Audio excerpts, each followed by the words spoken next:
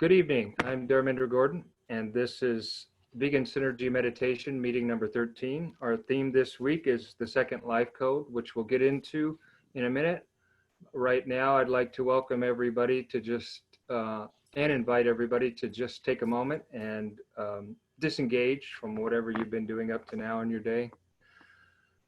And kind of, if you find yourself taking a deep breath, that's a good thing. And just kind of let all whatever you've been holding on to just kind of release itself down into the floor and out through your feet. And maybe another breath. And as you're doing so, just kind of notice in relation to the theme we'll be working on tonight, where and when recently you've been engaged in your mind, especially engaged in your mind in ways where you're looking into places that take you away from your present moment. And just be aware of the tendency and the patterns that you tend to run in order to dislocate from your present moment, to be somewhere else. Those situations in your life that tend to push you out of being here and now.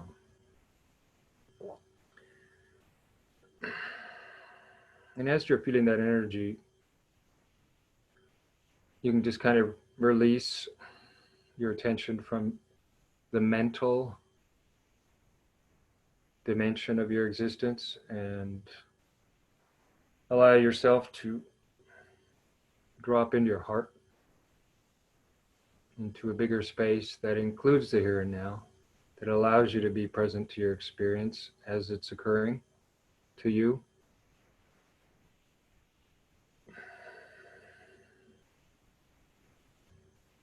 And whatever residue is left from your mind, allow your heart to just embrace that, envelop it, encompass it, and welcome it in.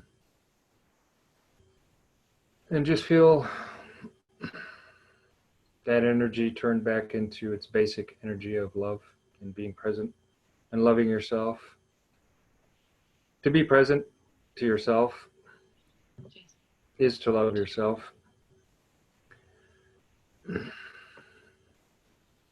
You find being present is a way of loving yourself. As we've been taught in our conditioning, through no fault specifically of anybody, it's just the way it is. But we've been taught through our conditioning to be anything but ourselves and to love anything but who we are. And that's what causes, in the first place, to become dislocated from our essence, from our truth, from who we are. So that place right now, we're just loving, we're just embracing with our heart. The genius that we are is now orienting that energy into the present moment.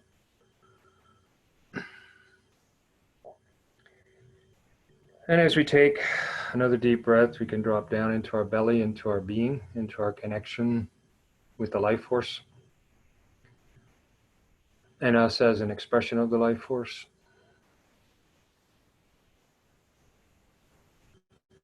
And that orientation through our heart that brings us into this space, connected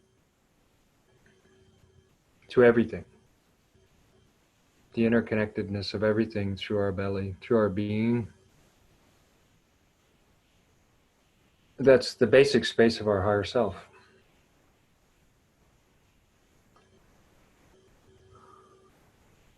The space where the essence rests naturally and spreads from there into all the nooks and crannies of our existence, starting from within ourselves and eventually connecting us to everything outside of ourselves, because essence is the same in everything.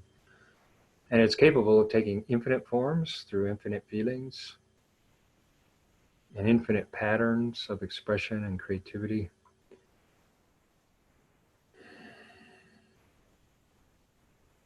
It's the source of all beauty through our culture in the world.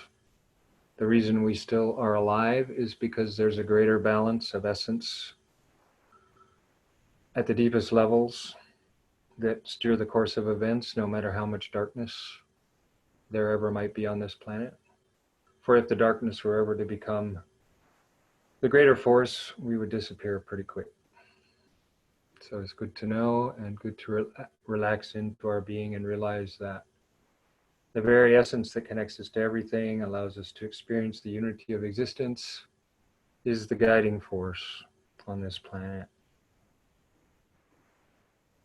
And as we rest into that space, I'm just going to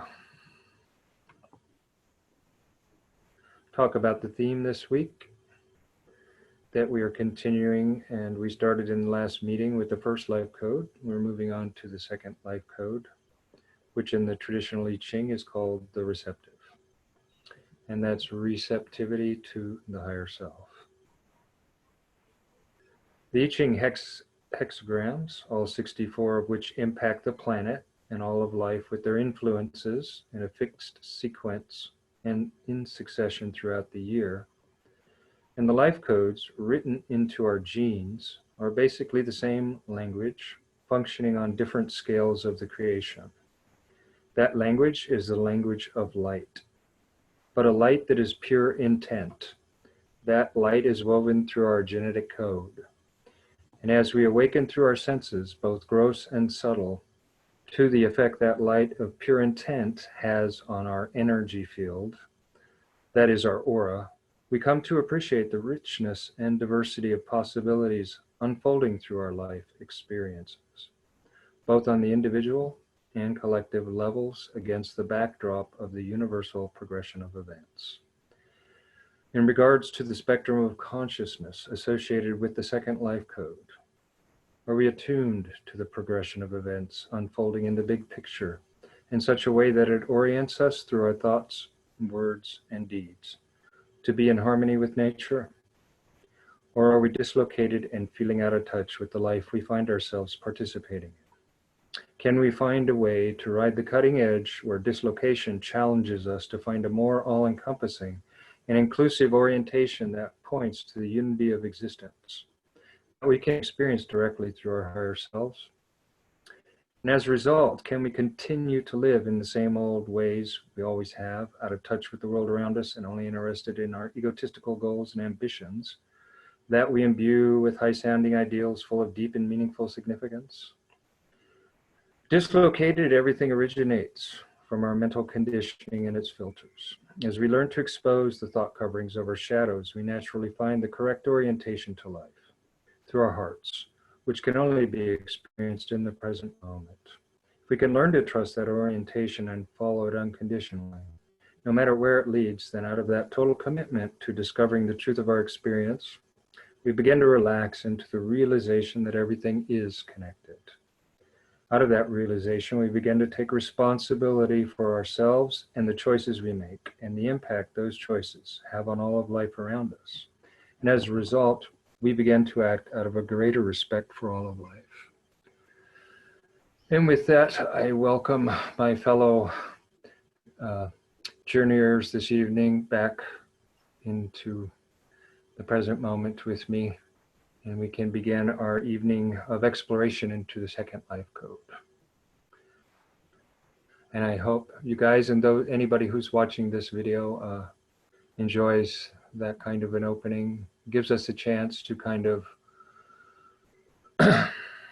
really get in touch with who's in charge of our lives, and that's us. And it's good sometimes to just be given the opportunity to get in touch with that. And there's so many ways we can do that, and that's the beauty of us. And so every meeting with a new life code theme, we can actually jump into ourselves through a different window or a different doorway or a different crystal of consciousness, however you want to look at it, however you want to play with it. So as I said, this evening's life code is the second life code, and that's the receptive. And it has a shadow aspect of dislocation.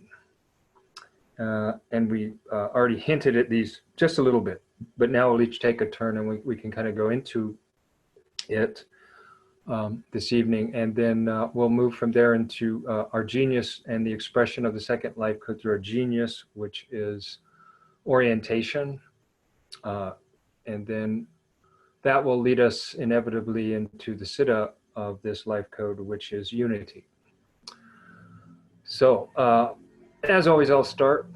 I have some interesting things I would like to share about dislocation. I am part of also the Vegan Collective Intelligence Group, which is like the steering committee of all of this Vegan World 2026. And so watching the weekly meetings starting with last week and coming into this week, I noticed a very distinct trend that's almost kind of mirroring these life codes. Because when last week the meeting was going on, it came to a point where the lead person just kind of threw her hands up in the air and said, I really don't, this is so new and so different because we're entering into new territory. We vegans are cracking open a whole new, and people are awakening through it. All kinds of unexpected things are starting to happen, and everybody's starting to get a conscience real quick, thank God. Thank God for the animals' sake and the rest of us who have to live with the people who are getting that conscious. That's a good thing. And then the rest of the people who are still working on it, hopefully, you know, I tend to look at meat eaters as just vegans in denial. Sooner or later, they're going to stop denying what they're doing, and they're going to take a look at it and go, I can't keep doing that. So that's just my way of looking at it. That's kind of off to the side. But anyway, in the meeting, that place where she threw up her hands and said, I just don't know how we're going to organize this. I just give up. I mean, I guess it's just going to unfold as it should. And that goes back to the first life code, which is entropy, where the whole system collapses. And now it's empty and open like a vacuum. And it's ready for a fresh new energy to come in, which is the genius of the first life code. And eventually what's going to flower out of that is beauty into the world in a creative expression, which is coming through slowly through what we're doing as vegans. I see that we're like the cutting edge of this. We're like the cutting edge of this process, this wheel of life that's turning a brand new wheel.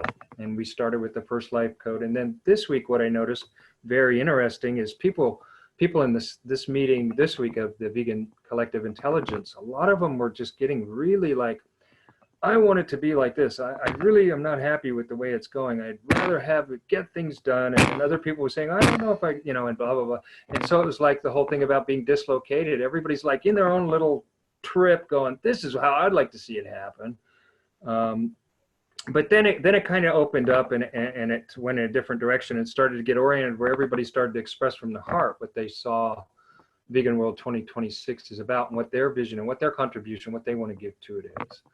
But it's just very interesting because I find myself, and that's just a way to open it up in the collective as far as me. And you can go into the collective if you see and have insights in your relationship to the collective, or if you just want to make commentary on the collective as you see it out there. I don't care, from the media, politics, wherever you want, or you can express your own thing, or you can do all three like I'm doing.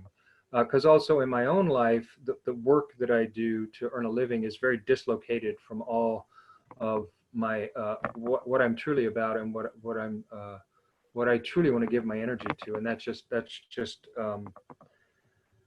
because of some interesting decisions I made in my life. But what I find myself when I'm at work now, I find myself very dislocated because it's just computer, very mundane, routine mental work. And so I'm literally in a dislocated space in order, you know, almost disembodied in order to just be on a computer all day and, you know, enter data and, you know, and other things like that, which is really what I'd rather be doing is this. And also I've been into internal martial arts since the mid 70s. So I've been doing that forever too. And I've taught all over the world. I used to be a director of a martial arts school in India, an institute.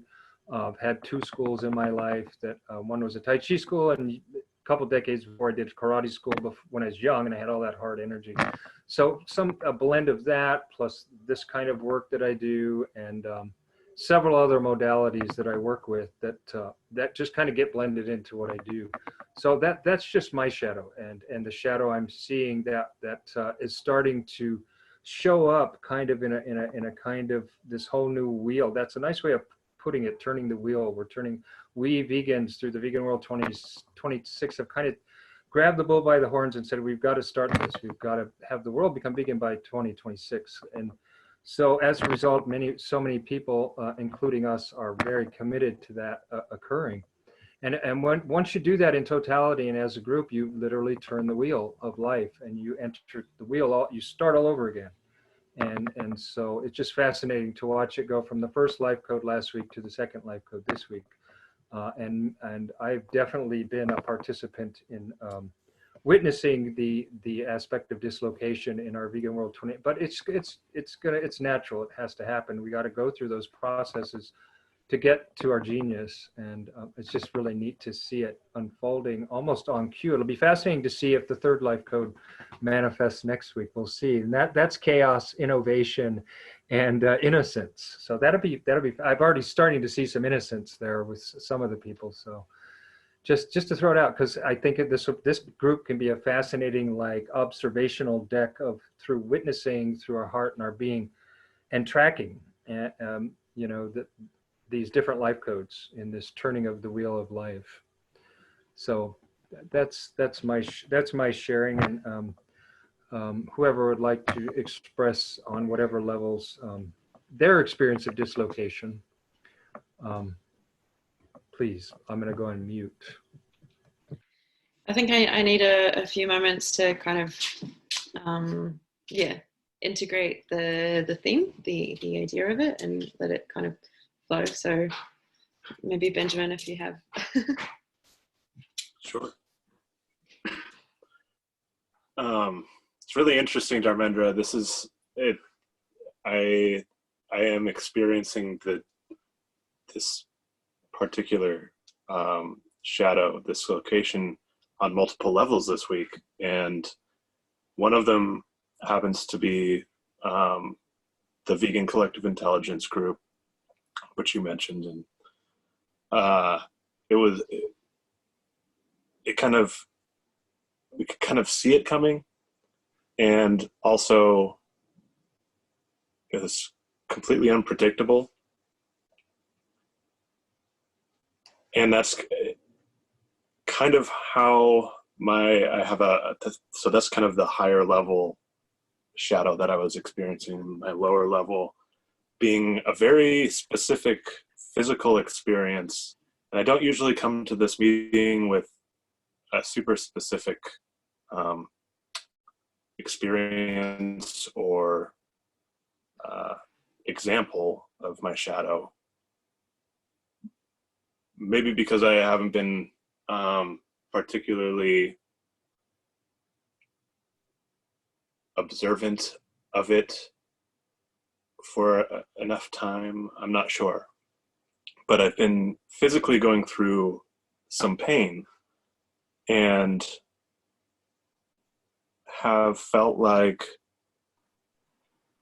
in the past when I've experienced this pain, and it's back pain, it's like literal physical pain. In the past, I hadn't tried to reorient myself or think of it as dislocation. And this last time that I experienced it, I tried doing that and thinking, okay, well, what am I doing that's causing this? What do I need to really look deeply into? And so I started reorienting myself around that, around trying to determine what it was in my life I could do differently to connect my mind and body and perhaps grow out of this pain. So I was attempting to do that through yoga and exercise, and I re-injured myself during that. And I've been spending the last week and a half almost almost bedridden, but mostly lying down and getting really, really into my head, thinking, man, I thought I was doing something about this. I thought I was oriented in the way that that would be beneficial or helpful and perhaps prevent this. And now I'm realizing that I need to take like a bigger step backward. Like,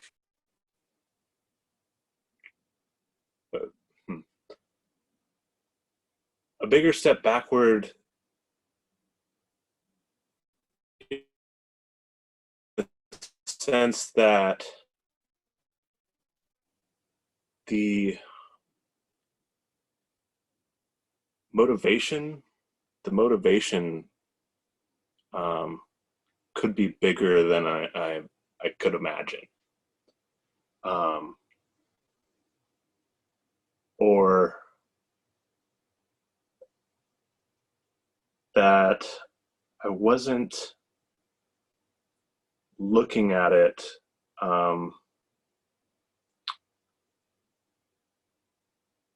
with as much compassion that I could, compassion for myself, and as well as putting myself in the shoes of all of those that are suffering right now, and thinking about my pain in relation to that. And so my shadow this week in terms of dislocation has really been trying to figure out how to keep myself from falling back into that that mindset that isn't beneficial, that isn't all encompassing, that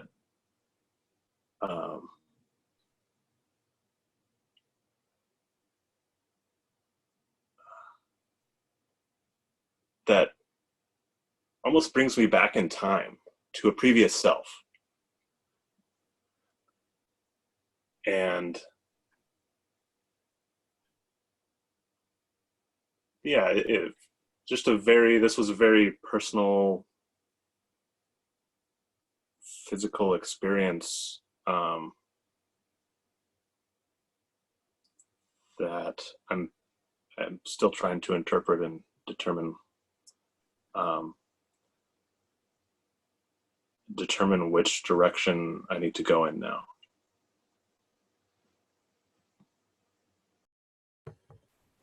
Beautiful. Thank you, Benjamin. It sounds like you had a literal physical dislocation. It seems like also with your body somehow. So that's frighteningly synchronistic. Haha. Just kidding. But, so as always, Lucy, whenever a person first comes into our group, and anytime actually, there's never any pressure. We don't have any pressure to for anybody to share or not.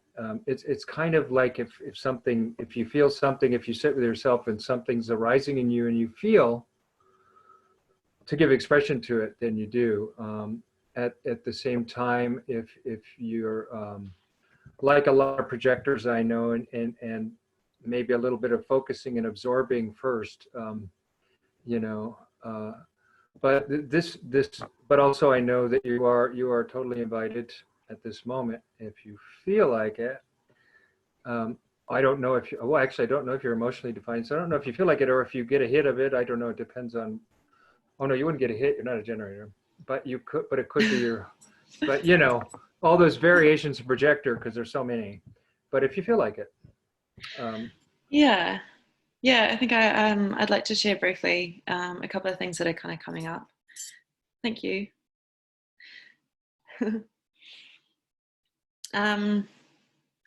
So where to start?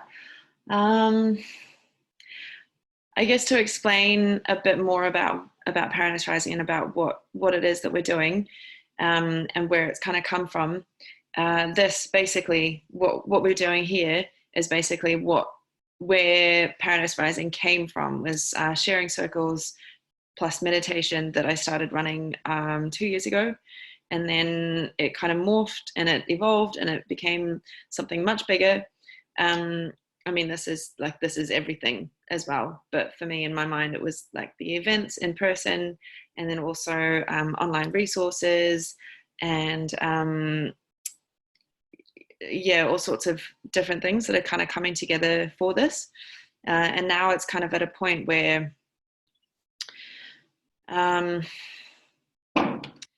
there's a lot happening in my mind of visions of what I'd like to do with it, where I'd like to go, how it can kind of be mapped out, like the web of it, how it's all interconnected, how the people are interconnected, and all the ideas and everything.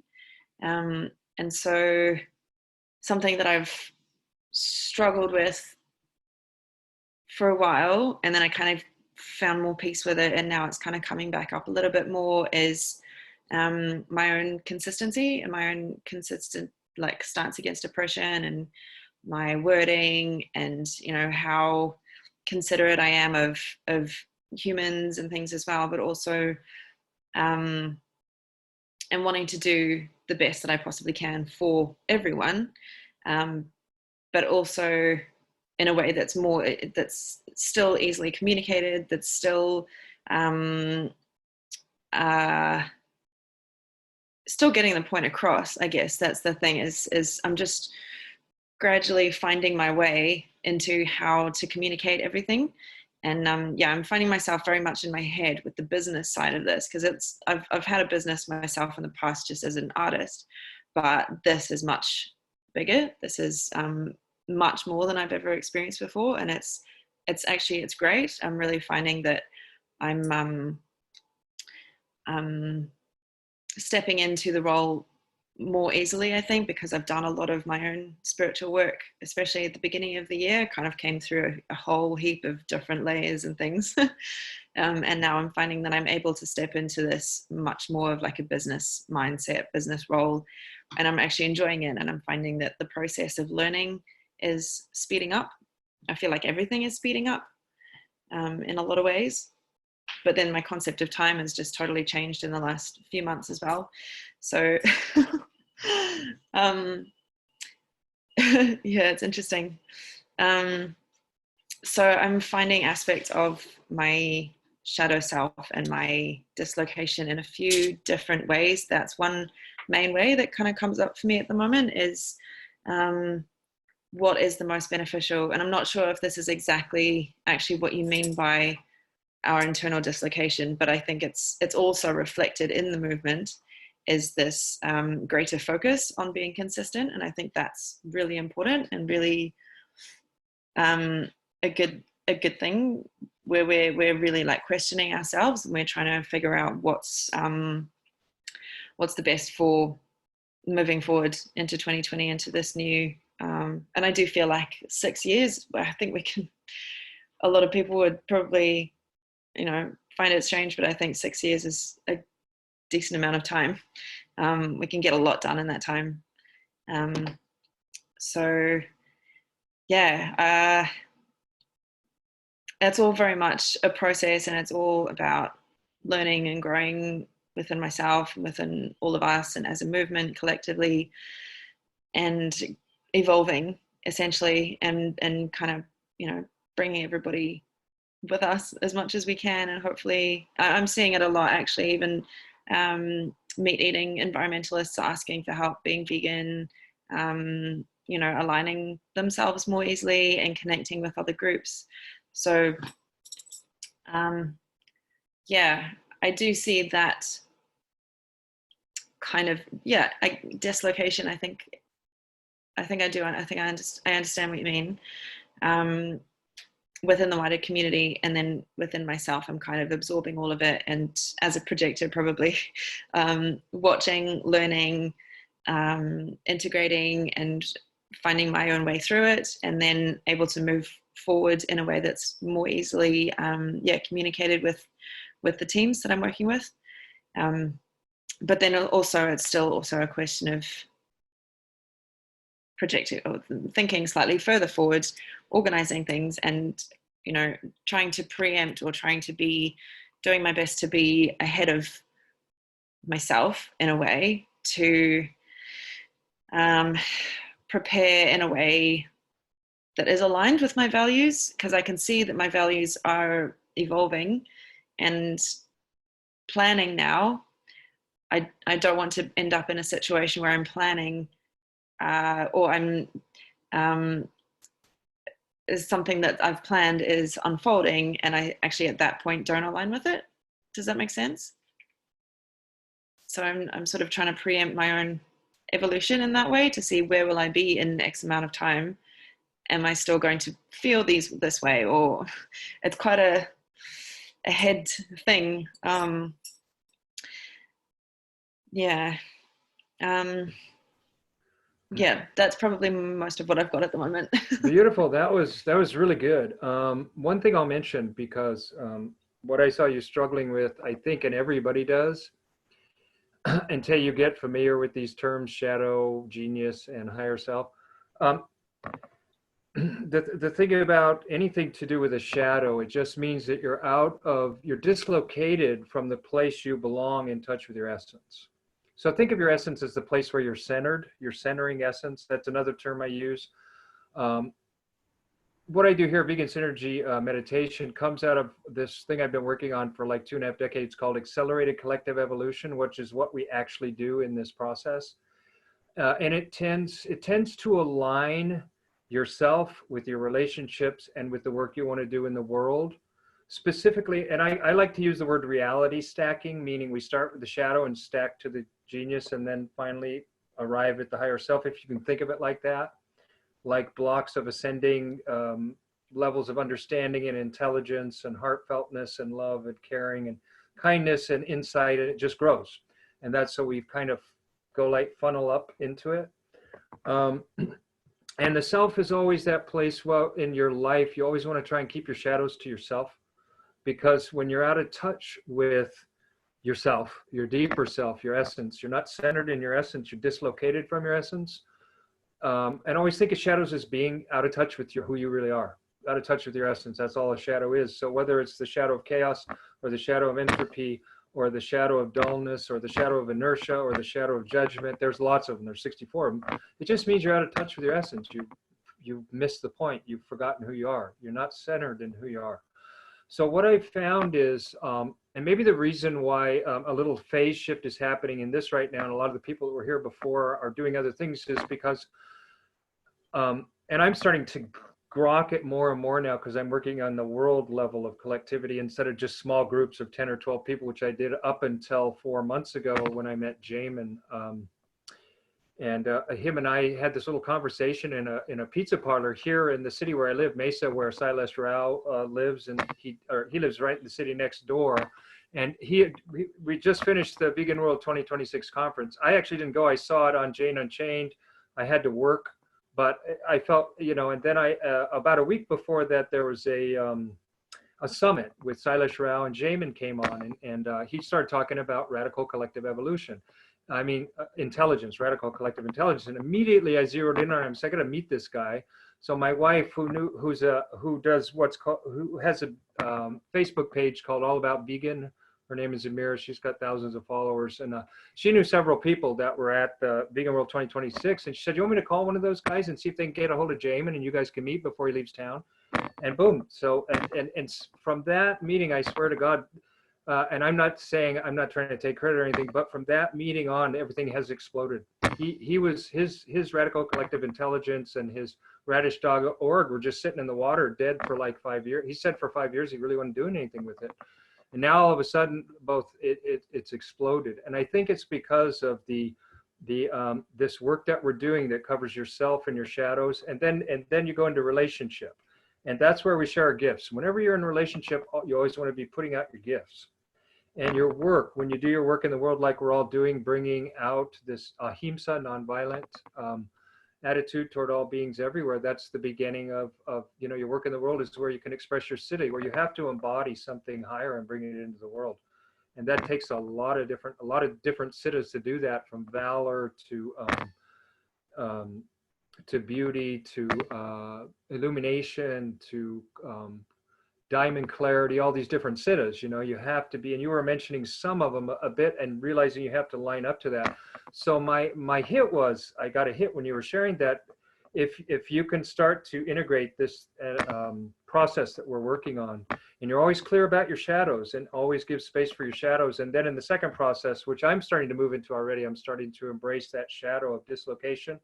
And I'm starting to, with my heart, and embrace it with my genius and orientation.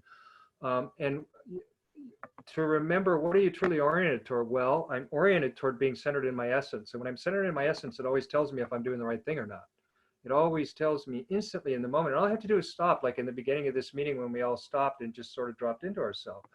From that space, you always know. From that space of inner silence, you always know if you're doing the right thing or not. A voice will come up that says, this isn't the right thing, or a feeling will contract you and you'll go, oh, well, and unless you're ready to deal with that shadow, So the best case scenario, what I'm noticing based on 4 months of observation and working with about 24 people through this process so far, and it varied between like 6 and 10 people every meeting up until quite recently, and now it seems like it said it's going through a phase shift, but all those people are exploding out into their life now with all kinds of stuff, because they're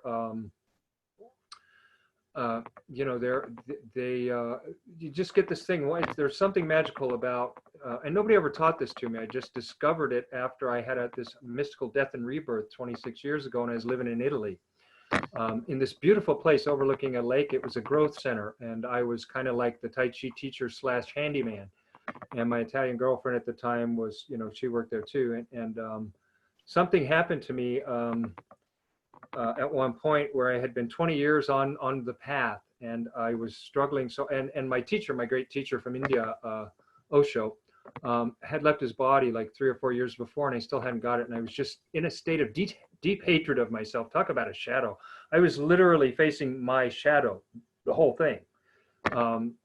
And it was just on top of me for about 2 weeks. And I remember going into my workshop in this place. It's called Centro d'Ompio. It's a beautiful place overlooking Lago d'Orta, where I was living at the time, and working with a bunch of other people. And people, big groups would come through all month long, and do all kinds of really incredible processes. And we were just the ones who maintained the space for that. I was one of those people. And I just sat in my little workshop, and I said, I give up. Ego, demons, you win, take me. And it was really weird. All the energy out of my body just rushed out of me, and I collapsed. And I thought that was it. I thought that was the end of it. I was dead, because I just gave up. I tried for 2 decades. I struggled and struggled and struggled, and I wanted to wake up so hard. I wanted to become enlightened and all these things.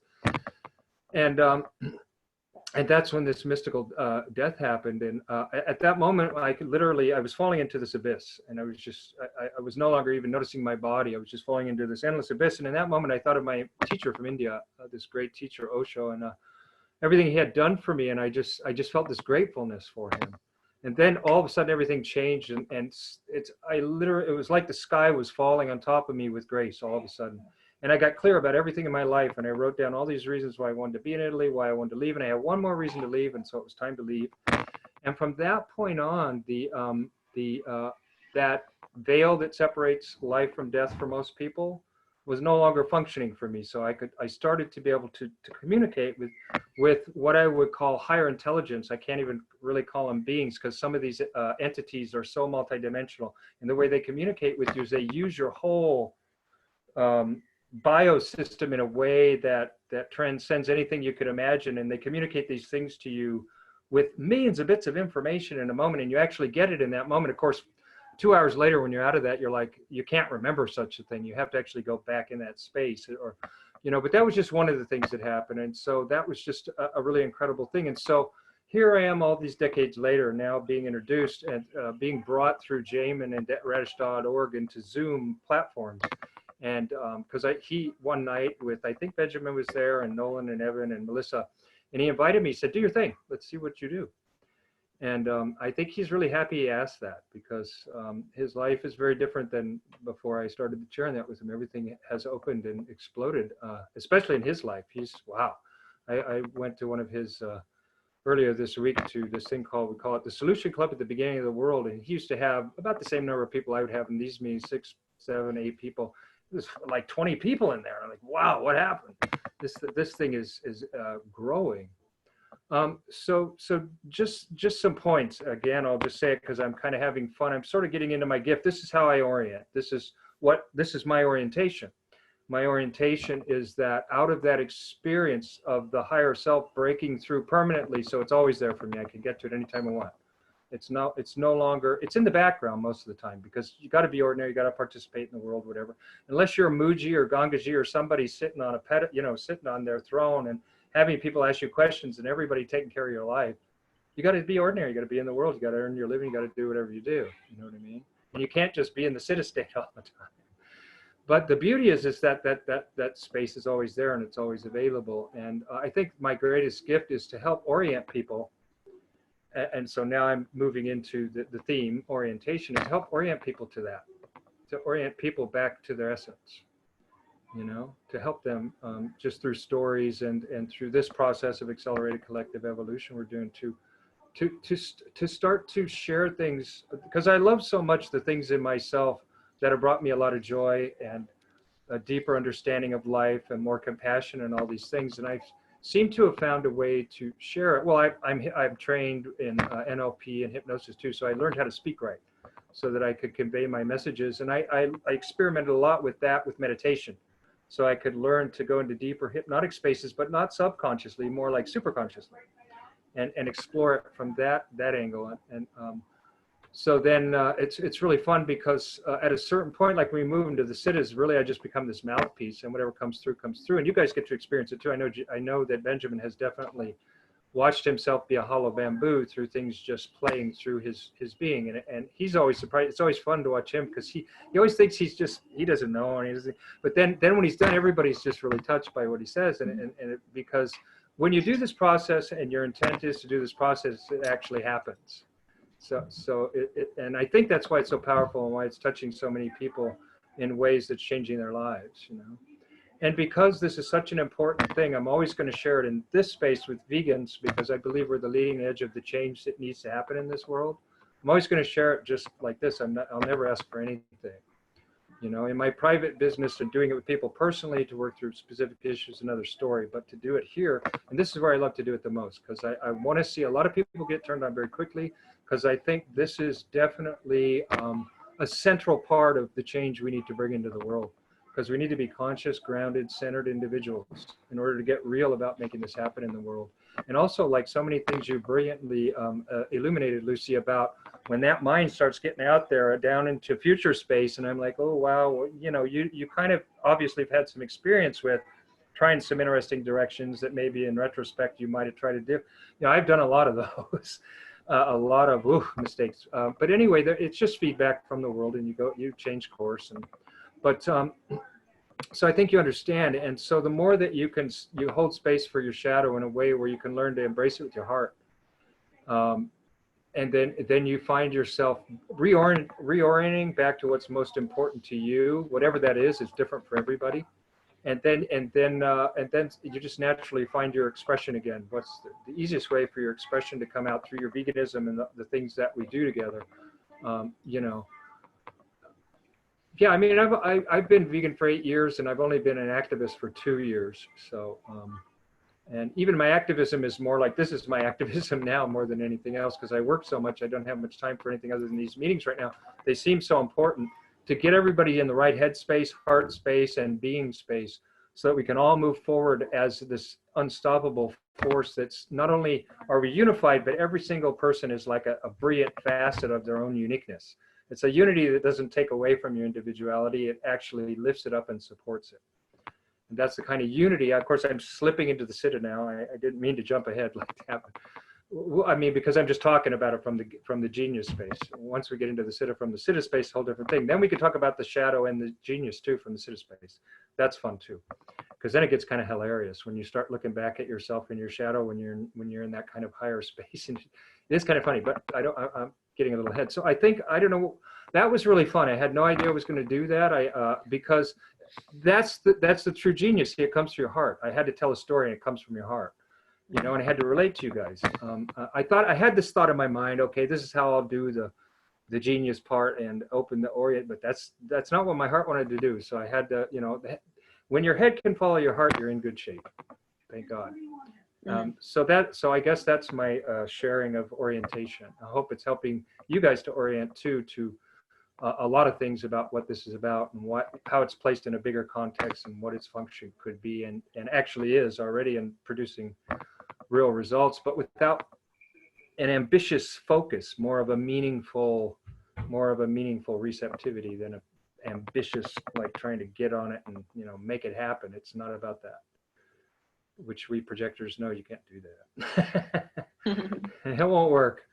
So anyway, that was totally surprised even me. So that's what I love about this process. I'm done for now. You've kind of given me some of the language that I needed, Dharmendra, through that story. So I really appreciate that. Through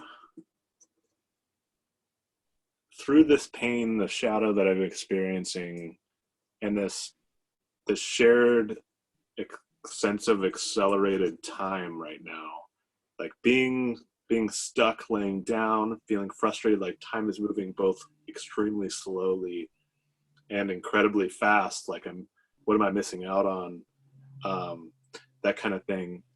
I've kind of sensed that a new orientation is needed for myself in terms of making the progress that I'd like to make in life in the little amount of time that we have.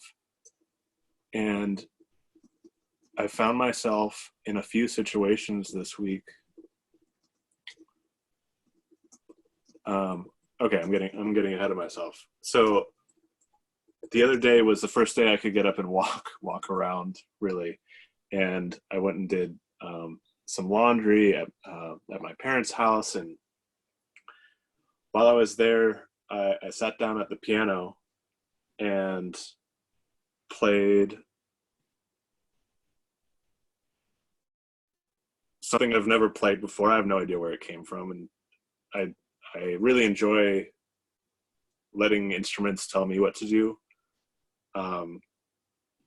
And all of that pain melted away, and it really emphasized and gave me some of that clarity of my essence, of my. I'm not the greatest with this language here, but it gave me that sense of knowing where I want to go, and through that, knowing that I'm just a little bit stuck. And there's been a lot going on that's caused growth recently, and then it felt like hitting a brick wall, getting stuck. And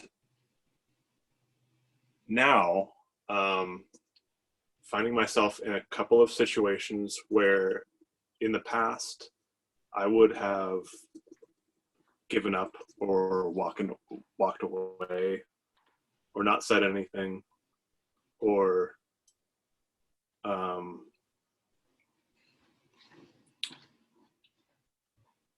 not taking that step back to really ask if this is what my true self would agree with. So yeah, the sense of orientation that I've been experiencing in this last couple of days has been really exciting to me. I'm looking forward to like having my whole physical self back, to be able to do at least the physical aspect. I'm trying to read and keep my mind continuing to work as much as I can. But yeah,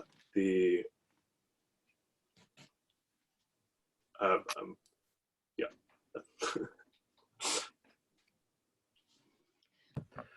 You know, I'd like to share something with you, if I may, Benjamin. A kind of positive motivational support reflection, just to cue you in where I'm going. I've noticed you're a musician, right? Yeah. So you are able through your actions to create sound in really cool ways, right? Right.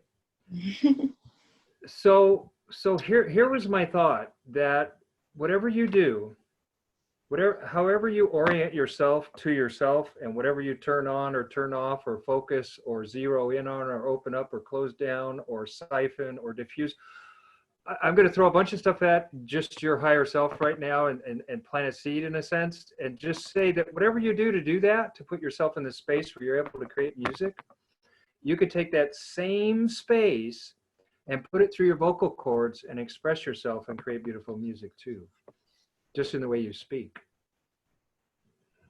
Okay? I just want to, and I think yeah, I felt I'm very beautiful there. That actually came from a Siddha space, but we're not there. But yeah, anyway, because, well, I said I was going to go to your higher self. So anyway, yeah, but it is possible, and it's, yeah, it is possible. I've had that exact thought in the past, and I've tried a lot throughout the years to try to express myself. I've always considered my music to be my expression. Like, that is how I express myself, and I've constantly struggled with expressing myself vocally. And the realization that I've had recently is that I gave up on expressing myself vocally in the way that I've in the same way that I play music and express myself that way. I don't know why. I haven't quite given it the thought that it deserves. So I appreciate you saying. Yeah, maybe there's some sensory overlaps or some submodality shifts. That is all you need. I know that for me, I wasn't always able to be as poetic as I am now. And I think a lot of it came because I'm a movement artist, right? I do internal martial arts, and I live with dancers, and been a lot in my body. Was raised playing sports by my dad, so that was my root or base of being physical and being good. Even though I'm a brainy guy, I really got into the physical. I guess it was my rebellion. But what I found was that there were certain keys that you could take from movement and shift into speech, and I bet there's keys like that you could take from music and shift into speech. You know what I mean? Just to trying to give you a way to maybe start to zero in on it, because if you're deep enough into music, you know what I'm talking about, because you've obviously seen other things through your music that your music allowed you to see through that you wouldn't have been able to do had you not had the understanding and the depth you have in your music, correct? Yeah. So, and that's what it was like for me with movement, because for me, movement is harmony in nature. It's the way the planets move around the sun. It's the spin of the galaxies. It's the atoms around the center of the nucleus of a molecule. It's everything. It's the way a cat moves. It's the way a tiger stretches its back, it's the way a leopard climbs a tree. All those things. It's all the pieces of life, and then the inner life and the outer life, all of it. And so somehow that led me to start. If I could see the scale of different things, and then start to see how that mirrored through my movement, and then that gave me the courage to start talking about it and start to try to describe it. And then all of a sudden, I found this magical sort of code, or kind of like an Enneagram, like that Enneagram I showed, if you're familiar with Enneagrams, and how you can speed down and slow up vibrations through the Enneagram, and speed down and slow up consciousness through the Enneagram, if you know what you're doing. And that's what we do here. We speed down and slow up consciousness through the Enneagram, one of the tools we use. But, just want to give you shower a few possibilities there, since we're in a space where we're totally open. Because once you open your shadow, you're open. And then we move in a very loving way into our hearts and do the relating together through, and that's where we do our genius. So it just seemed appropriate. I hope that's okay with you. It was just something out of love I wanted to share with you, brother. Yes, thank you.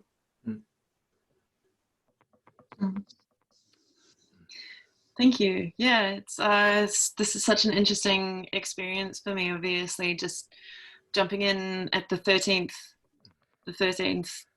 time that you've been doing it, it's really interesting that it's just us three as well, and I feel like I'm getting a lot from it, because there are things that I definitely want to share, and I want to communicate with you both, and to hear so much from both of you as well. It's really interesting. Sorry, I was moving around earlier. I was just trying to get comfortable. So with Paradise Rising, one of the aspects that we're working on, and something that I'm developing, this is the first time that we're doing this, because Paradise Rising really only came together in June-ish last year. And now we're doing an 8-week online mentorship program. So I've got 8 other mentors working with me, with a couple of participants, and the whole basis for it, because I'm an artist, the whole basis for it is the arts as healing modalities. So different forms of art as healing modalities each week. Next week is actually movement. And I've got a friend in the UK who's, so every Sunday night we do a live stream in my group, and we talk about what we're going to be doing, and then the people who are actually participating in the mentorship, we have another smaller group where the daily tasks and things go in there. Well, it's 4 times a week, which is, it's interesting, the ebb and flow of how it's moving as well. Towards the middle of the course now, it's kind of got to a point where some people are really, really engaged, and some people have kind of exploded and gone, and going to do their own thing, and less engaged in this, which is great. Maybe they've got something out of the previous weeks, or maybe the last couple of weeks have just not been them. I think there's a lot of self-judgment and fear around the visual arts. So that's one reason I kind of put it in the middle, because I think people are like, oh, I'm not a good enough drawer, I'm not a good enough painter. So those weeks were sort of early-ish on, rather than and through that kind of developing towards more action and the physical body movement, meditation, but also so next week is movement, the weekend after that is meditation, which is just, I'll probably do that one on my own, because I've had a few people join me to talk about these different aspects, including this week, which is about food and nutrition, what we put in our bodies, and then the last week comes to more action. So the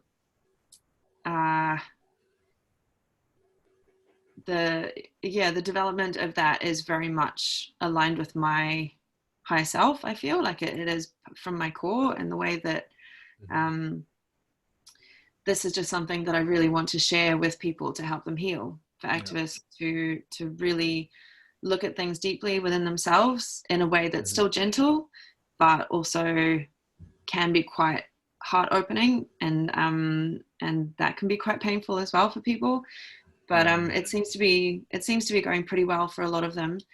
And this aspect of bringing the arts into my activism, and as you say, that for yourself as well, this is kind of your focus. Paradise Rising is really my focus. It's my activism now. I'm going to other events and supporting friends and things, but really now it's just I've been active full-time for about 3 years, and I burnt out last year, and it just got way it was just, it got on top of me. And that was when I discovered human design, actually. So since that burnout, I've been not diving very deeply into it, but it crossed my path, and Gene Keys has crossed my path, and a whole bunch of other things, and going into other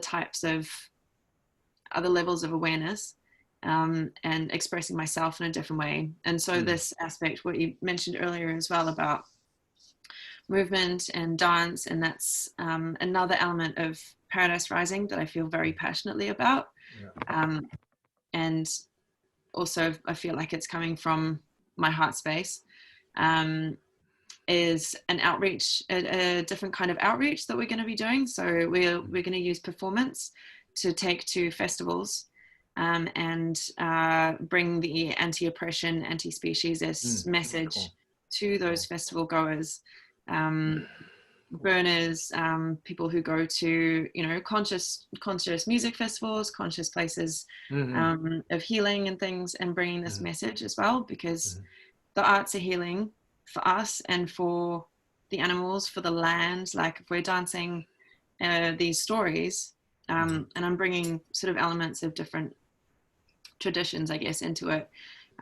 We're dancing, and we're healing the land, we're healing ourselves, we're healing the people who are participating, and also the people in the future, because as I said, Paradise Rising is based on animal and activist support, but also in the future we want to be working with people who are in these destructive industries and need support transitioning out. And they've got a lot of darkness within them. They have a lot of, I certainly do too, but I feel like it will be probably quite a painful experience for them. And they're probably going to need a lot of help rehabilitating in a way, coming out of working in a slaughterhouse, that kind of thing. So yeah, that's future further down the line. But the festival, bringing the arts, bringing movement, bringing dance, bringing all levels of creativity into outreach, and also activist healing, so that it's building resilience so we can keep going. Because it's not, I don't want it to become a thing where it's seen to be encouraging apathy. It's not just self-care. It's self-care just to a point where, we're looking after ourselves, we're balanced, we're stable, and we can keep going. And, there's going to be ebb and flow within that as well, and that's okay. And it's just really bringing more of a consciousness, collective consciousness,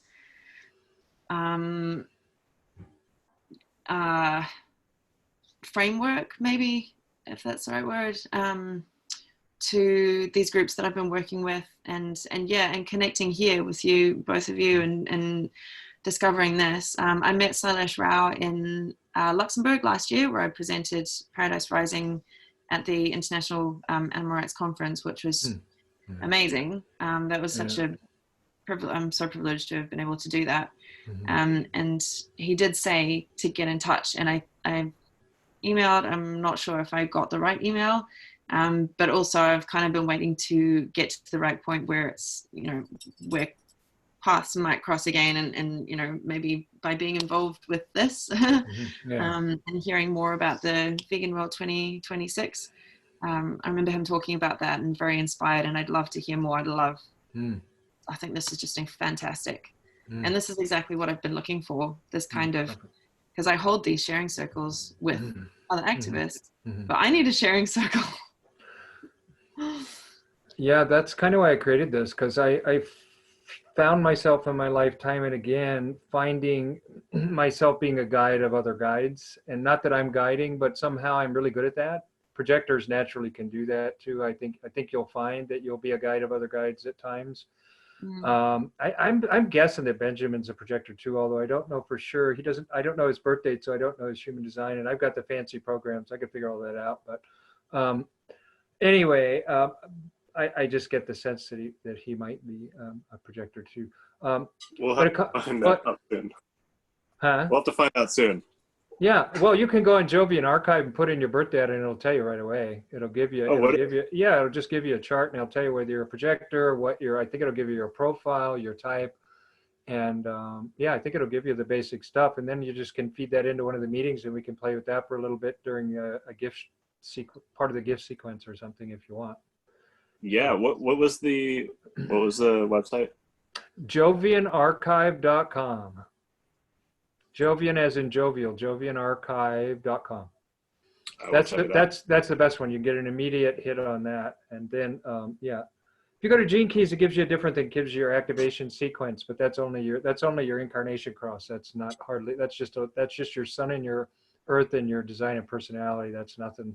If you want your whole body graph and you want to get your type and stuff, you got to, I recommend anybody start with human design and then evolve into Gene Keys and then come here and learn about accelerated collective evolution life codes. Because I'm taking what Richard Rudd has done and even step in that, because he stepped what Ra Aruhu did, and I'm stepping what he did. I'm clear. I just got clear about that recently, and that's why I'm calling it life codes and not Gene Keys anymore. Even though I might use some of that to eventually step out of it, just like in the beginning, Richard used a lot of the human design, and still refers to integral human design from Fritz. I forgot his last name, but anyway, the guy who does in Germany, who does the integral human design, which is a bridge from human design into Gene Keys. Anyway, not to get too lost into that right now, because that's not really the focus of this, although it's always welcome as long as it's relevant to what we're talking about. But what I wanted to share was something of in what you were saying, and I do hope you come to more of the meetings, Lucy, because I think you'd be an incredible. There's another lady, Melissa, who's really gets this stuff, and she kind of a lot of times can jump in and after you do a few of these meetings, I could see you jumping in and just doing stuff with people too, like I do. I mean, the whole idea is to get everybody to do what I do. That's the point. That's why I put everybody on the hot seat, because it's like I want everybody to. I'm not here to be the guy who's like Mooji, who sits on the pedestal and lets everybody ask the question. I'm the guy who wants everybody to be Mooji. I want everybody to be awake and share in this stuff. And I know it's possible because a couple of people I worked with years ago are very successful in their lives now, and I spent a year or two with them, you know, and so I hope Jamie and Melissa aren't done, and I hope some of the people who've been working with me come back for a while, because it does take a year or two to really nail this, and then you find yourself doing it with other people in your own way. It won't even come out the way I do it. It'll just come out however you end up doing it. And both those people I worked with for a long time do that. One of them works with a small group of people all the time, and the other one travels all around the world doing basically this stuff in his own way. And it's really beautiful stuff, and it seems to work and support people in an incredible way. So yeah, and I just kind of wanted to slip into the Siddha now. I think everybody feels good about the gift part. Orienting. I mean, I got very clearly what you're orienting and where your orientation is about, Lucy and Benjamin, of course, for sure. But if to go into the Siddha, I want to kind of go into add a couple more dimensions to it. There's like, I worked this thing out, and there's like, you know, there's 10 stages you can take this through, ultimately to where you're acting like a Buddha. I mean, that's the 10th stage. But at this first stage where we're working with this kind of stuff, the next stage is what I call sacred geometry prayer wheels. And because we're in 3 people, it's really fun. And I really like tonight, I never mind 3 people. And that's the smallest I'll work with. If we're 2, then I'll just do an offline chat or something. But with 3 people, I always go online and do this so that people have the benefit of seeing it later. Because 3 is a magical number. It's what creates everything in existence. And the 3 forces are basically affirmation, receptivity, and reconciliation. And so what I'd like to offer, and Benjamin, you've done this before, is when in sacred geometry, we take the number of people that we are, and we find what is the best expression of those 3 nodes, or those 3 notes, or those 3 people. And with 3, it's always a positive, a negative, and a neutral. And I said it in a very fancy way: holy affirmation, holy receptivity, and holy reconciling. So whenever I start to work with the Siddha, I always open space to the higher and ask for help from above, through the descension of grace into our space right now, through our 3 bellies, that we are all connected in the same space now. We're like literally 3 aspects of some kind of form of consciousness we're creating together right now. That's unique and allows each one of us to be absolutely unique, but it allows all of us to kind of function as one functioning entity. in a really cool sort of way with a kind of a higher will and an expanded being and a greater capacity of intelligence. So what I'll do is I'll just say I'll do the affirming part, which means I'll kind of initiate whatever it is that is going to come into space. And Benjamin, in the Siddha space, you can always turn off your mic so you're able to talk anytime you want to, because in the Siddha space we all behave perfectly and we don't need to be polite. We'll act accordingly depending on what's occurring, because it's just we're all attuned into each other. So there's a space of receptivity and a space of reconciling. So either one of you would like to take that, and and it doesn't matter which one you take, because then I'll bring up, I'll share how we want to play with it, how we want to discover the Siddha through a kind of sacred geometry prayer wheel. Benjamin, do you feel like being more receptive or more in reconciling? Reconciling is a little bit more energetic, because it's about the bridge between the affirmation and the receptivity, or you can just be more of the receptive, which means kind of more like whatever it is that's being expressed, you're gonna kind of embody it and actually demonstrate it in your actions. It's more physical, the receptive. So you can think of it like that. Also, in other words, the affirmation is where you take in your mind, and instead of being lost in your mind in the shadow, it's about spirit. And then the reconciling is more about the soul of the space, and it's about connecting the head and the body through the heart. And then the receptivity is more about resting in the ground of being in your belly, and just giving space to whatever's there and allowing it to come through your body, just to open it up a bit. I will try the reconciling. Okay, and okay. Go ahead. Yeah. Well, no, that sounds like, well, I'm kind of playing with this too, because it's kind of how the spaces we've already been in tonight, because Lucy's new, and so she's going to be being more receptive than anything, because she's new. So you have to be receptive when you're new, and you've been here a while, over several months, Benjamin. So you are kind of bridging in certain senses, and I've noticed it even in the interaction, the way it's working. But so with the theme of unity, which is a pretty radical theme, because it's basically the theme of, I guess you could call it the environment in which our spirit or our essence or our higher self is all the time. We're always in the space of unity, right? We're always in the space of, like, I'll share a story, because I think it's a good way to open it. Is the first time I went to India to visit and meet this enlightened being who was a spiritual master, and he also created so many different meditations. And basically, in the end, he probably and he said and he always made sure that we never put ourselves in the position of a follower, because he very much respected our individualities. And he said his whole teaching was about each of us discovering our individuality and not being a follower of his or any of that kind of stuff. So he was a really cool guy. He did not try to brainwash people or anything. He wanted everybody to wake up and become who they were, which is, I pass that on in what I do too. It's just because it's such a beautiful thing. It's so respectful to people. But the first time I ever sat in a group with him, it was a morning discourse. There was about 400 people in this auditorium, in this beautiful mansion in a place called Corrigan Park in Pune, India. It was like the Beverly Hills of that part of the world. And it was very beautiful. It was the edge of the auditorium was just lush tropical forest surrounding it. And that's what you walked through to get into the auditorium, which actually was the back of the house he lived in. And obviously he had been doing it for about 8 or 9 years by the time I arrived. So he already had lots of people and a lot of support. And he was one of those people that was coming from such a space that he was very attractive, and tons of people came and created a whole thing. I ended up becoming the Osho Zen martial arts director. That's what I did. He passed that on to me. So I basically ran the whole entire martial arts, but from a Zen perspective, from the point of centering essence and everything I do, accelerating consciousness and all those kind of things. But back then, when I first met him, that first time I sat with him, he was talking, funny enough, Bodhidharma, who's considered very much connected with the martial art tradition of Zen, funny enough, I just happened to be, that was the first discourse I ever sat with him.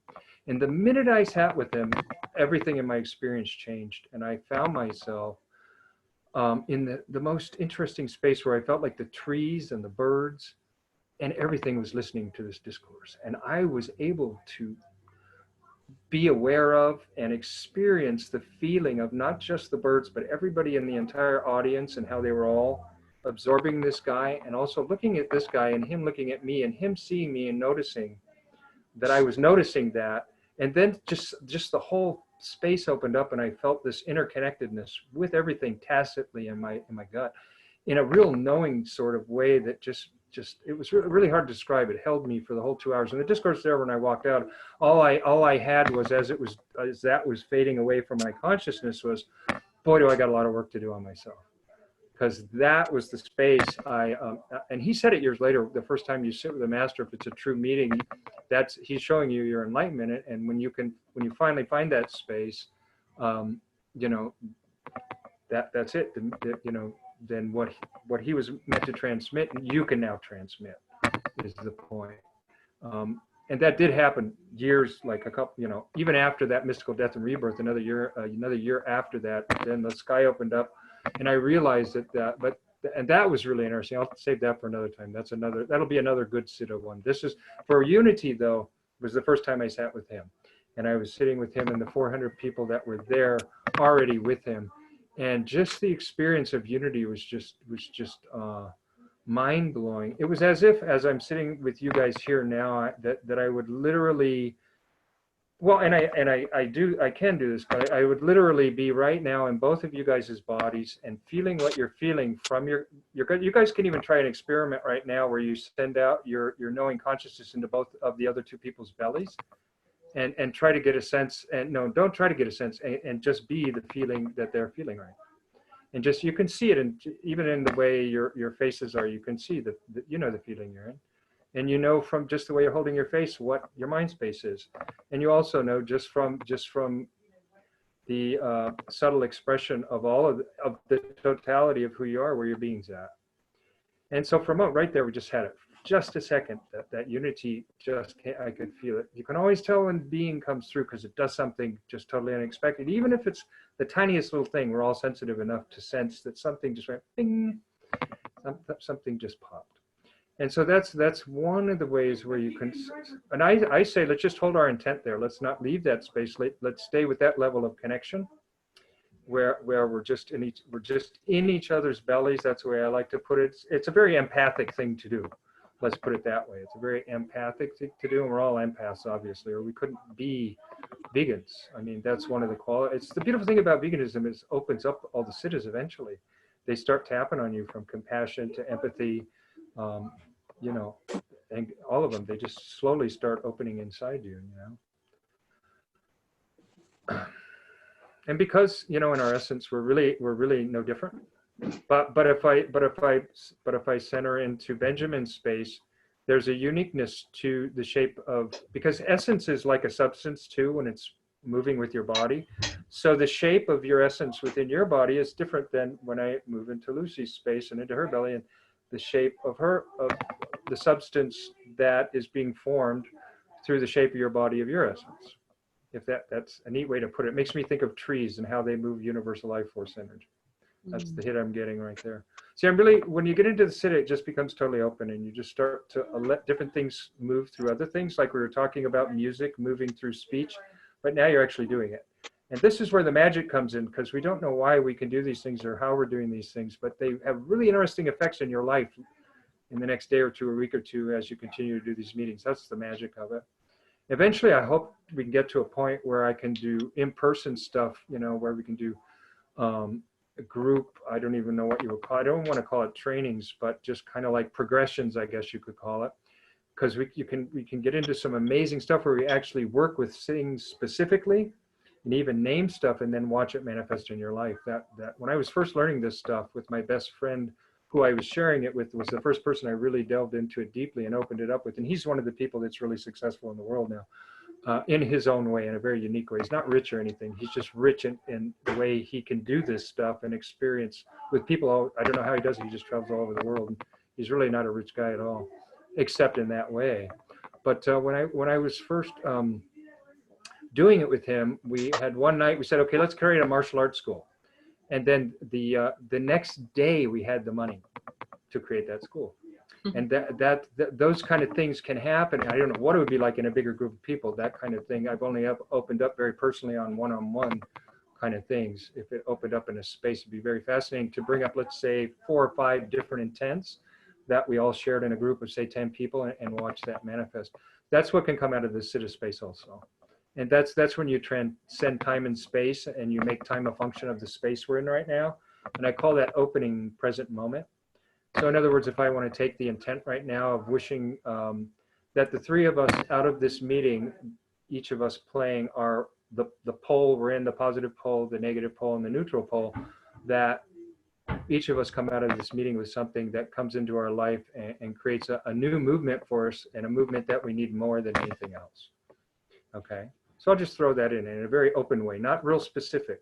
That way it has a lot of freedom, because until you get to know somebody really, and you really start to want to make some kind of a contract with them, a conscious contract, you don't want to get specific. So you want to just keep it really open. Yes, please. Thank you.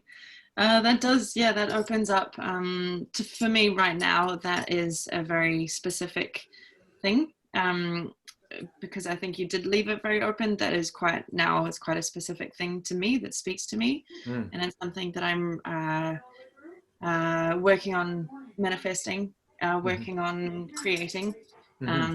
And I've had messages, receiving messages that basically it is on its way. I'm basically, I need funding, and I need to find the correct artist to help me get my branding perfect.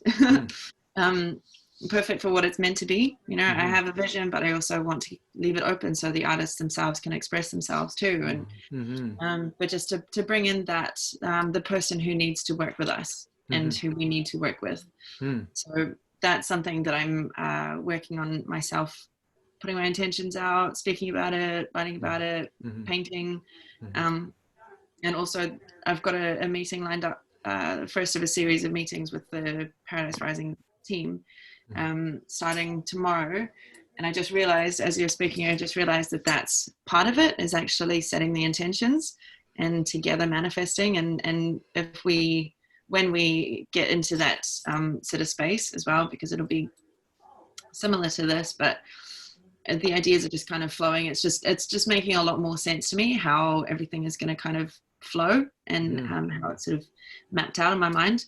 And this aspect of our meetings going forward is going to be really important, I think, and having the ability to just channel whatever's downloaded, whatever needs to come through can come through, and whatever we need to work on ourselves, whatever kind of roles people want to take on, that's just, it's very open. So I'm hoping, and I think it will come out that way. Yeah, I'm if you're in a moment, I just want to share, because when we go into the Siddha space, I'm in a total seeing mode. So I'm actually seeing what's going on with your spirit and your energy field. But I just saw you align literally just a ton of stuff, like a woven steel wire, but much more woven, not just simple wove, but this incredible weave going right down through the center of your being and right down into the earth. So you are totally downloading something. I get it totally. So something is there for you and my feet are buzzing. So something is there for you that's going to walk that you're going to walk into. Just because I can just see it coming through you. It's very powerful flow, just vertical straight down. That's receptivity too. That's the receptive. See, you can't not do sacred geometry in the Siddha space. It's beautiful, and every time you see it. And I invite you guys both to really allow your creative imagination to lead you to direct seeing of reality, which is beyond creative imagination. You can use creative imagination to set up a structure, because we think creative imagination is actually the journey. No, it's only the setup of the environment, so you can bring seeing in and actually see what's real. And if you use creative imagination right, you'll hook into what the actual the actual, how should I call it, contours of things like your astral and your mental and your Buddhic dimensions are, and your etheric dimensions are, and you can literally allow your creative imagination to hook into that. And then it can start to play with that too. And you become an artist of your own energy, layers of your energy field, of the different vehicles of your energy field, from your monadic all the way to your physical. And it's really fascinating. And so when I describe something crazy like that, that sounds woo, it's not, it's super highly scientific, spiritual, what I'm describing. It's an actual process that actually occurs in the Siddhic space. And I invite both of you to just allow, maybe ask or invite your creative imagination to show you how to set up the space where when I share or when somebody else shares, you can start to see the diagramming of the energy field. You know, as it's happening, because you'll get so much out of that, and eventually it'll be your wisdom, and you'll learn how to just fluidly communicate it. For a while, you might just go, "Wow, that's really cool," and wonder what it is and make comments on it. But and I used to do that early on. I just was making comments, but then I also wanted to share with you the science behind it, that it's real. It's not just me going woo woo. That's neat. The stuff's coming through you, but this is you know what it means, and this is how you can set it up, and this is what it relates to in your energy field and the layers of your energy field. So it's very specific. It's super specific, actually, because you're being super specific too. So you're opening that space and wanting to receive that too. So it's all connected in that way. Yeah, and that I guess I've unknowingly kind of opened myself up to that receptivity place as well. Yeah. And this is really what I'm getting at the moment. I think I'm in that phase. The last couple of months, maybe, is that I have been really experiencing that. What you're describing is like, I can see it, I can feel it. I can feel it in my body when I'm meditating, and when I'm not meditating, I feel like I'm very super sensitive at the moment, and I can feel the energies very profoundly, and I can see the colors almost. I feel like I'm very sensitive to all these different aspects of the universe, kind of showing. Or my universe expression coming to me. I don't know. And so it's probably, this is what I need, is like the scientific side of it. I think you would, something in me wants to invite you to, do you want to learn more about that? And then I invite you to as many meetings, and if it evolves into something beyond this where we work, because I think you have the capacity maybe to go deeper with it. And you're the first person I've met outside of Melissa, who's also an artist, who has given that much receptivity in this specific way. Okay. You know what I mean? So something may come out of that. So if you wanna learn what all that stuff is and how to start to, I think you'd pick it up very quickly, since you seem to be already aware of it. And one thing I want to do with you, which is just a how should I call it, a gracing of your presence. Benjamin, have you noticed since we stepped into the city how she's transformed from a really cute girl into kind of a witch?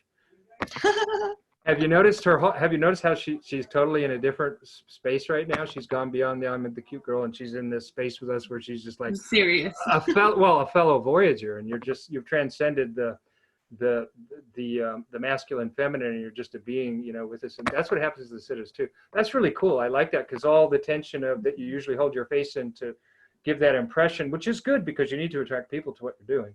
And so you have that natural gift in you just from your genes, so you're lucky. But when you can shift into this space, and it's not about that, it's about, opening up to the other areas, deeper aspects of your being, the different bodies and their fields, And I wanted to mention it. I wanted to make sure I checked in with Benjamin, and I'm not just imagining, because I really noticed a shift as you started to get into it. Your hair started to get a little more like the mad scientist you probably are in there, at a deeper place. You know what I mean? It's in there, definitely. Yeah, like all projectors. So welcome, hi. There you are. Yeah, I'm here. Yeah, see. I feel very comfortable now. So it's like, it's almost like you're coming on to something. See, that's what sitter space is. That's how you know it's real, because it's like a light, and it can get even way beyond that into a really radical, but like a light, acid or whatever.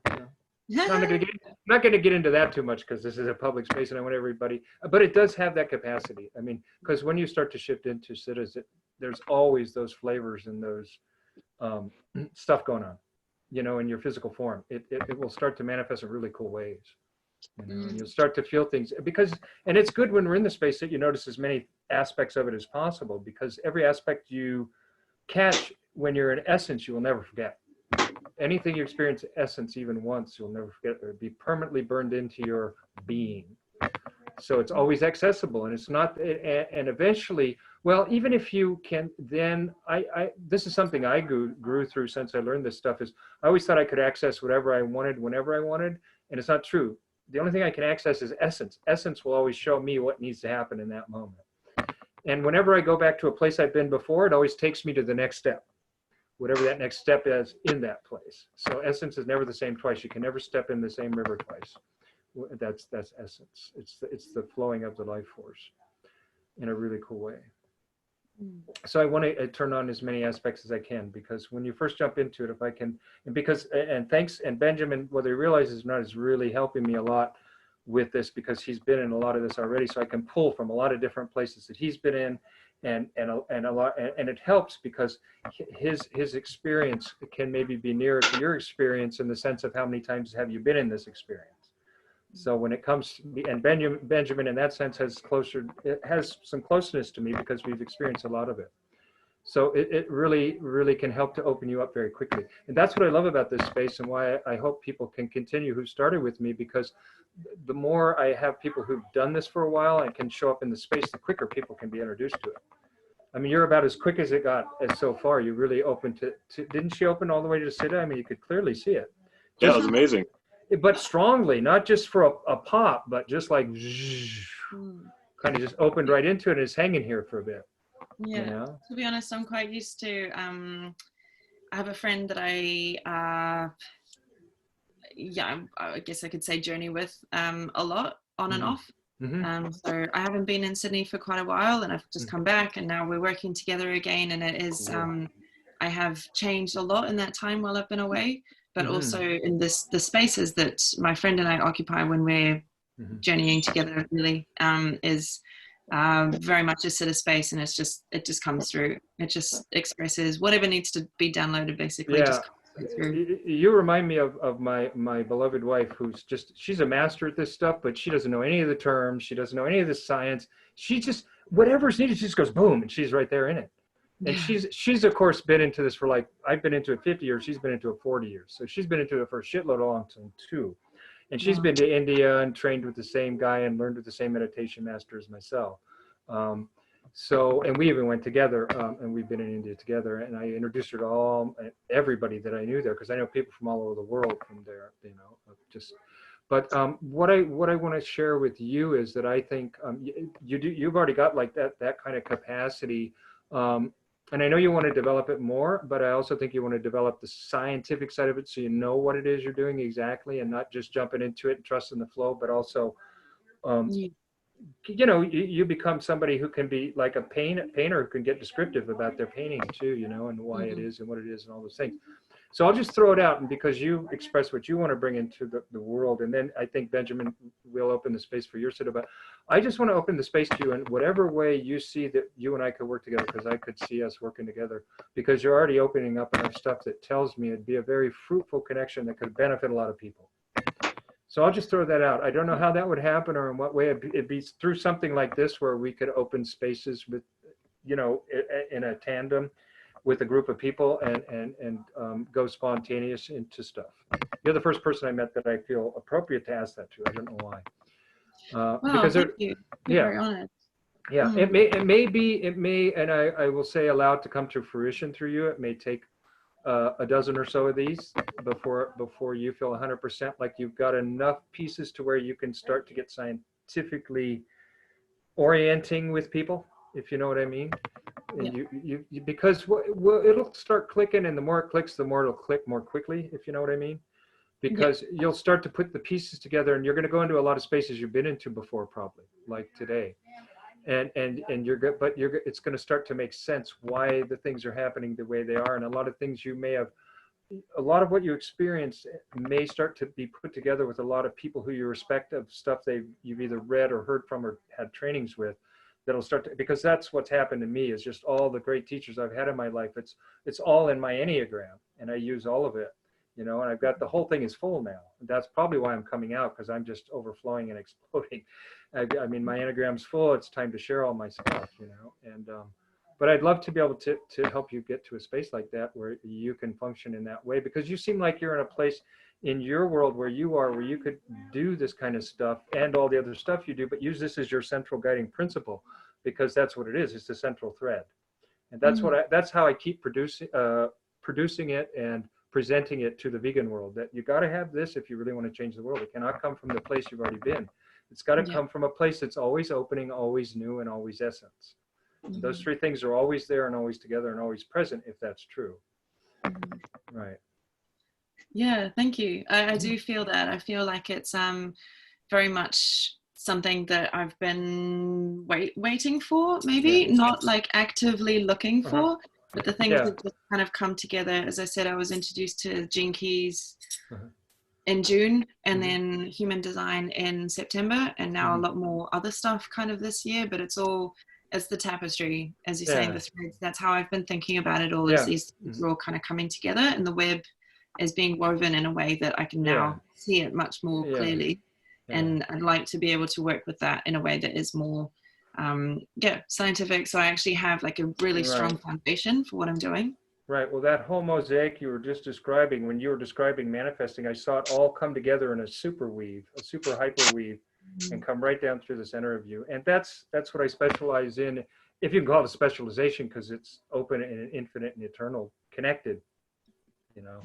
But it's that centering essence, and then how you accelerate your collective, how we accelerate our collective evolution together as we're all in our center, in our essence, which, as you know, when we're in the Siddha space, we're in our center and we're in our essence. You can't be anywhere else if you're in your essence. You're always in your center. If you're in your essence, you're not in your essence. It's not possible to be anywhere other than your essence when you're in your center. And if you're not in your center, you're not your, you can pretend all you want, you know. But because it's your center, and you can say, well, what about how can I not be over there when I'm in my essence? Well, yes, you are, but it's extending from your center and opening to that place. So it's always including that essence in wherever you open to. And I I find it very easy to start to describe to you the specifics of how it actually works scientifically, because I think you catch where I'm coming from with those things. Yeah, I can kind of see it. The threads. It does make sense. And I know Benjamin's just having a rush down there because he's been through several of these, and I think a whole bunch of pieces are coming together for him in his seeing right now. I just see the way you are, Benjamin. You're just like, yep. So that's cool. It's neat to see somebody who I've done this with for 4 months already. I've done it with him. He's been through at least a dozen of these, and he's 2-3 hours like this. You know, we're almost 2 hours in, and well, the seeds you planted earlier for my higher self, I feel like I caught a glimpse through Lucy what you were describing doing right now with Paradise Rising, and integrating art, music, and movement. It reminded me, or it gave me this flash of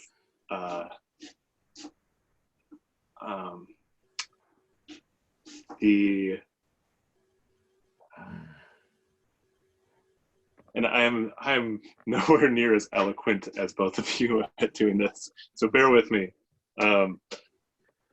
Make music, Benjamin. Make music. Yes, that's exactly where I'm going with this. So the past few months, it's been the first time I've actually started trying to put words, like actual words, to my music, and that's because I think this is kind of what's coming together for me right now.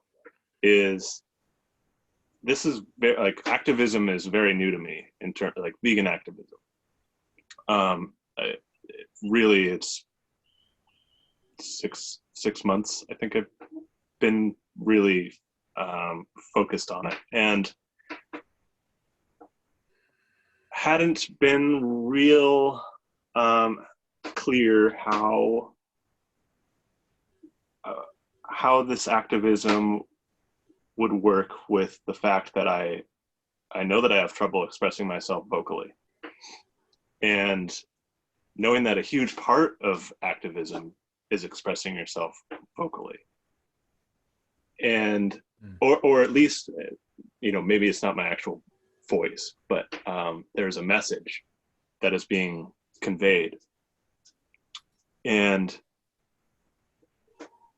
I see sometimes the full potential of the art that I want to create.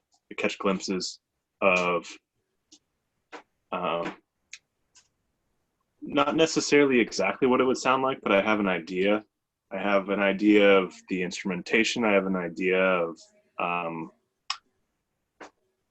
the moods, the vibes, the colors, the movement within the composition, and haven't quite figured out how to get there. I hear it every once in a while. I'm like, that's it right there. I know it's there. How do I get there? And I'm realizing that the highest potential of that involves the message that we're all trying to convey with this in terms of living in a compassionate, sustainable world where, there's no violence. It's ahimsa.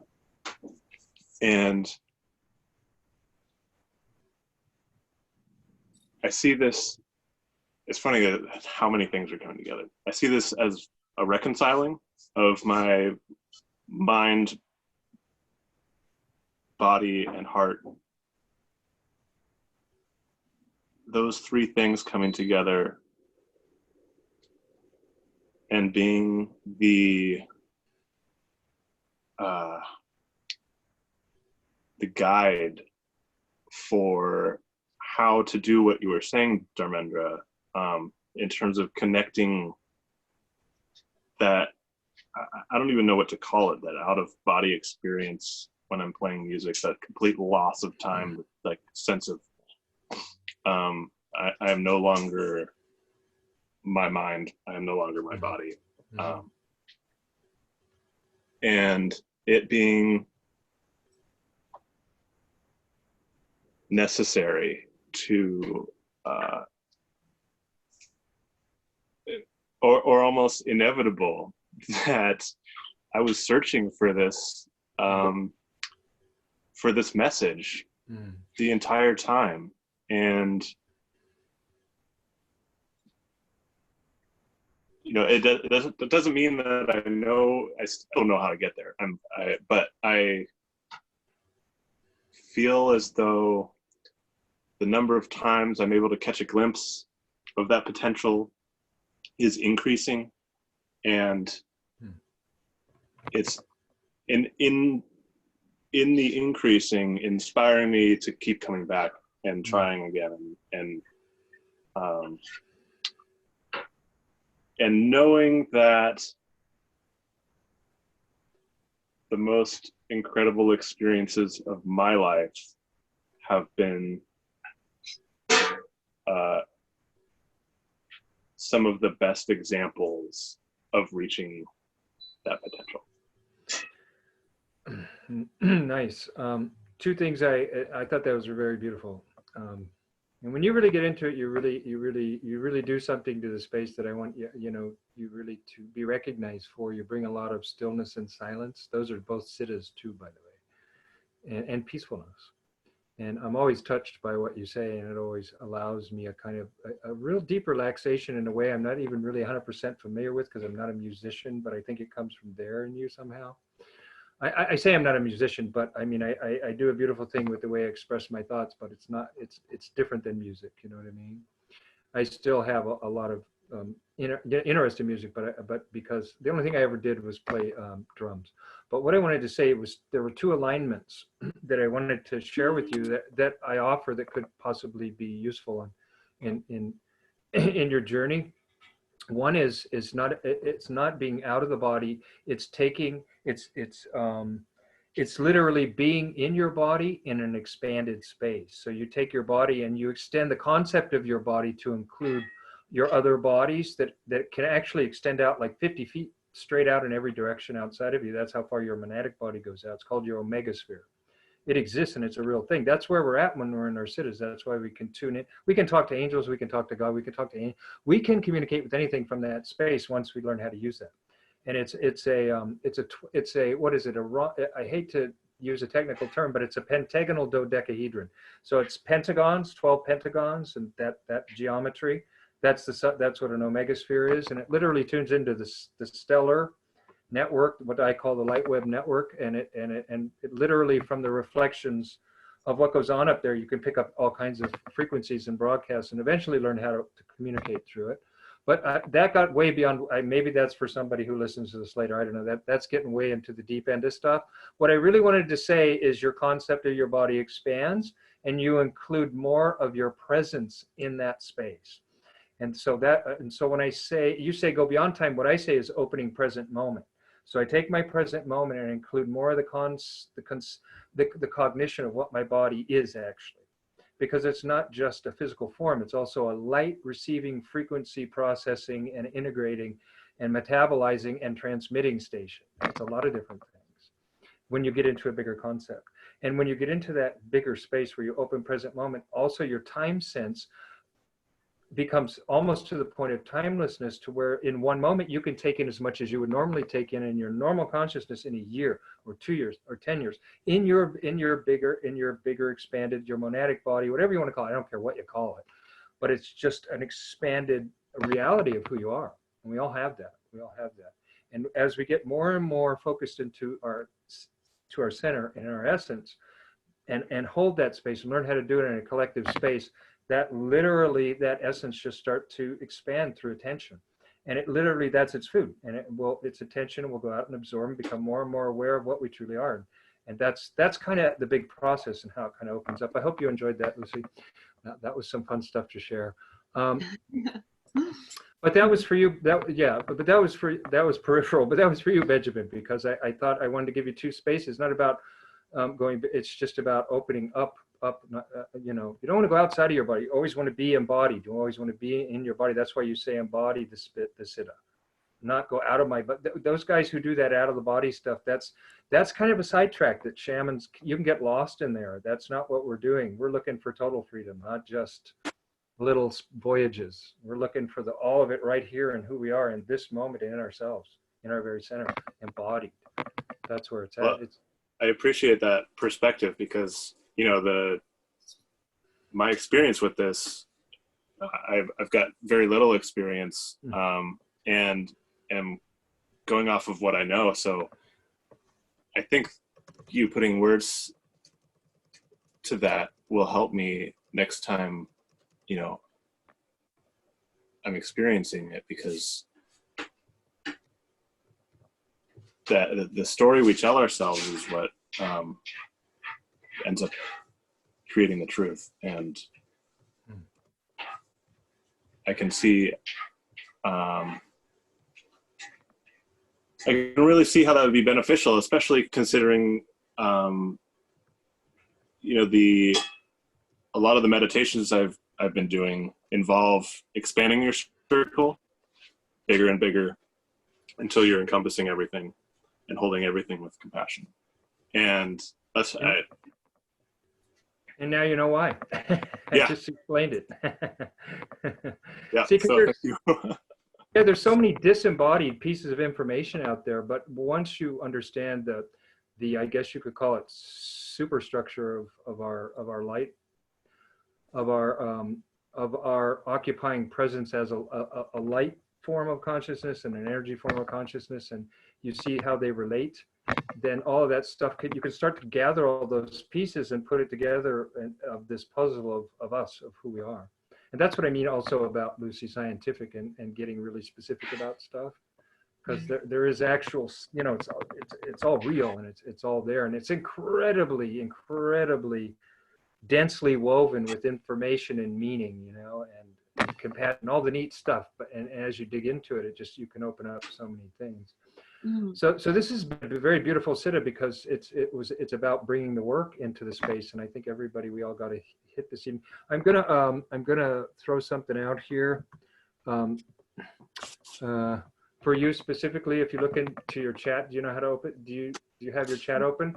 What's there is the email, my email address, and then I'm just saying Google Accelerated Collective Evolution, where I'm doing an interview with a lady named Deborah Grignard about accelerated collective evolution, and it will give you a sense of what and you might get a lot of hits out of it about how we could do some presentations together for people if you're interested in doing like stuff like that eventually. She's been in the Sufi stuff for like decades, and so she's a radical lady, and she did a couple of these, and it just so inspired her. She invited me to her show and said, "I want to interview you, and I want to ask you about accelerated collective evolution." And so if you want, you can Google, if you Google accelerated collective evolution, the only thing comes up is, I think, collective evolution, but the only thing connected to accelerated collective evolution is me, because I created it. And and you'll see it, and it'll take you to the page. If you want to listen to it, it's about an hour. It's about an hour and 50 minutes or something. And I relate that the shadow, the genius, and the higher self, which at that time I'm using Gene Key's term, so I said shadow gift siddha, to veganism in a really interesting way.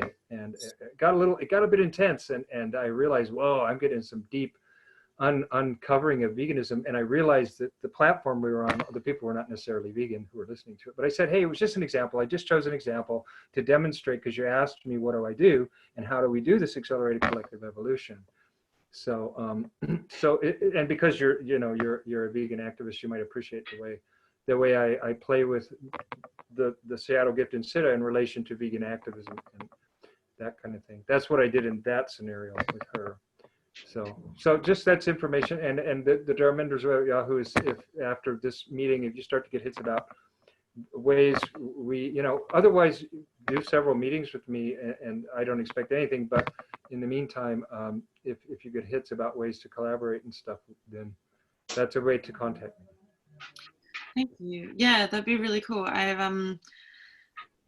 If it's just come at the perfect time, and I've been wondering why it hasn't in the past sort of 6 months or whatever, since I discovered more about climate healers in Luxembourg with Salish Rao and met him, and I was like very inspired by it.